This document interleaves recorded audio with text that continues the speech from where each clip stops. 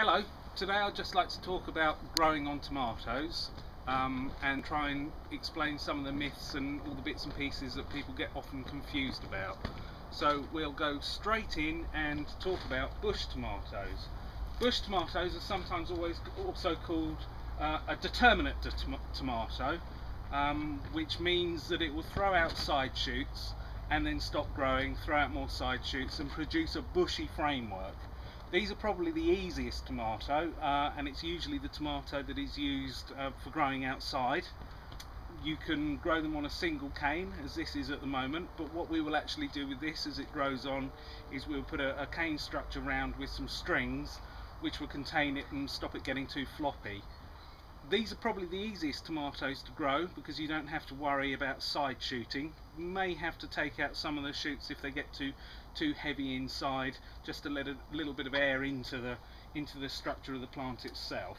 So that is a bush tomato, or sometimes known as a determinate tomato.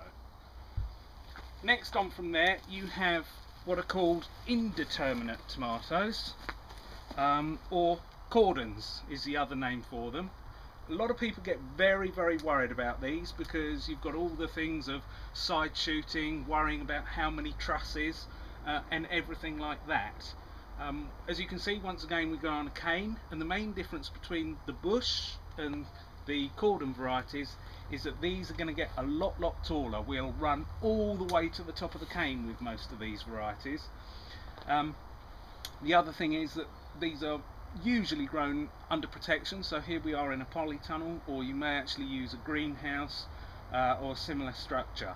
So that's the difference. The other difference with these is that, unlike the bush varieties, which tend to produce fruit nearly at the same time, so the crop is quite a short cropping period, with the cordon varieties, because they produce different trusses at different times, the fruiting will go on for longer. You also tend to find that in the cordon varieties there's a lot more choice of colour and shape and flavour obviously as well. Then there's one more kind of tomato, which is the pimpinifolia type, which is, there's not too many of them around. Something like this Gold Rush Currant is a good variety. We do too. They tend to be the very small tomatoes, and these are the closest related to the wild tomato. And in actual fact, the plants are quite often used for rootstocks and for breeding because they've got lots and lots of natural resistance. Now these can actually be grown the same as a cordon tomato by tying up, tying in, side shooting and all the bits and pieces like that, but quite honestly you will reduce down the crop, and obviously with these very small tomatoes, this is about the size of a pea, you want as many as you can. So once again with this we'll pretty much let them get on their own, and we'll just put some canes round, tie some strings round just to keep all the mess inside, and just let them get on with themselves, and they will get quite messy, but you get such a good crop off them and they're such good fun that you just put up with it really. So going back to bush tomatoes, or any of the tomatoes, sorry, we potted these up 2 weeks ago. We prefer to pot up rather than use grow bags. Gives you a slightly better and larger growing medium. We pot all our tomatoes into a 12-litre pot, use our own compost. As you can see, there's a good couple of inches from the top of each pot, and there's a reason for that. The reason being that as we water, it makes watering easier, and also as the tomatoes grow up and we remove some of the bottom leaf, we're actually able then to put some fresh compost on top, which the tomatoes will then further root out from, and it gives them basically a cheer up halfway through the season, so they've got some fresh compost. So all the tomatoes are in a 12-litre pot. The bush tomatoes at this time of year we don't need to do an awful lot with.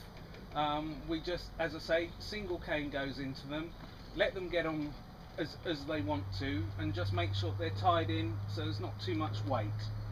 This is the first week of May, and we can already see a little bit of flower appearing on one or two, but obviously it's quite early. We had a very warm April, so that's why we've ended up with quite large tomatoes at the beginning of May, or larger for us because we tend to grow with the season, but this year's early, so these are early. So really for the bush tomatoes, that's all you need to do. The same with the pimpinifolium tomatoes, same thing, just keep an eye on them, tie in, don't worry too much about them. But what you do need to be doing with your cordon tomatoes, and this is where everybody gets very, very scared and worried and gets put off from them, is you need to start side shooting. Side shooting isn't scary at all. It's one of those things that is very easy to learn, very quick to learn. And the only mistake you can make is cut off your flower bud, which is quite drastic because of course your flower bud is fruit, but you've got to remember that they're going to keep on producing flowers as they grow up, so if you do make the occasional mistake, it's not the end of the world. So this tomato was side shooted last week. It's Saturday. Millie and I do our side shooting once a week and our tying in. Millie's just over there in the corner. Hello Millie. So what we would do with this tomato, if Millie has got some string for me, that would be a good one. Yeah. And what we would do is we're literally looking for the side shoots that are vegetative shoots. So ones that aren't flowering, and we don't want those. You can pinch them out, but I personally prefer to use a knife just to take them out, and it's a cleaner cut. Thank you, darling. So if it's a small shoot like this one here, you can pinch them out. But the larger ones, and that's grown in a week, remember, it is worth taking them out with a knife. But the critical thing, and this is the other panic that everyone gets into, is to not remove the flower truss. So if you see here, we have flowers that are just forming, and these are going to open up and obviously then turn into the fruits. Next to it, you see we've got a vegetative shoot that's got to come out. If you're at all worried about what comes out and what doesn't, just let it grow a little bit larger until you see the actual flower opening up. Here we are on this one, you can see the flowers already there. You won't do much harm by letting it grow on that little bit further. And all you need to do, once you've taken off the shoots, is tie in. I prefer a good old piece of string. This is proper jute string. It gives a little bit more movement for the plant, and I don't tie in too tightly. And later on, when we do an update on this, I'll actually start cutting some of these bottom strings, because obviously the stem of the plant will have grown too big, and so we'll need a little bit more space to grow. So that's it for this tomato now. The other thing is people worry about is how many fruits to put on, or how many trusses to allow. A truss is the fruit itself. That really depends on the variety. When you've got the smaller fruiting varieties, they can actually hold more fruit than the larger fruiting varieties, but a good rule of thumb is 5 trusses per plant. But then, as I say, you move around from there. So this is Matt's Wild Cherry, which is a small fruit. We'll probably go something between 7 and 9 trusses on this. With our giant delicious tomatoes, which are huge great tomatoes, we'll probably stay at around 2 to 3 trusses, but obviously fruit size is much bigger. And that is what a truss is. I keep on saying what a truss is, and it is a truss of flowers. And that is simply all that needs to be doing at this time of year. The only thing I will do is that as soon as the plant has grown up a little bit more, I will take off some of the bottom leaf. I have already done that on 1 or 2 actually. Won't go mad, but I will take off some of the bottom leaf just up to sort of about so high. As soon as we start producing fruit on that first truss of flowers, so the first fruits, I'll actually take off everything up to that. The reason I do that is because of blight. We don't actually have too much problem with blight because obviously we're under protection here, so we don't have too much of a windborne problem, but blight can come in on the wind, or it can come in water, so when you're watering them.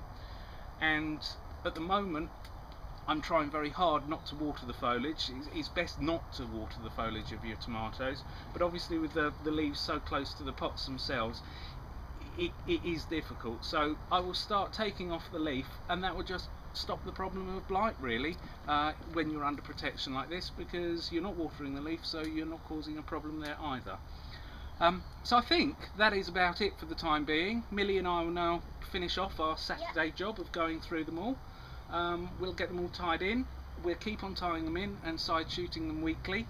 And with the bush ones, we'll just keep on tying them in, and when they get oh so high, we'll pop some more canes round and start supporting them that way as well.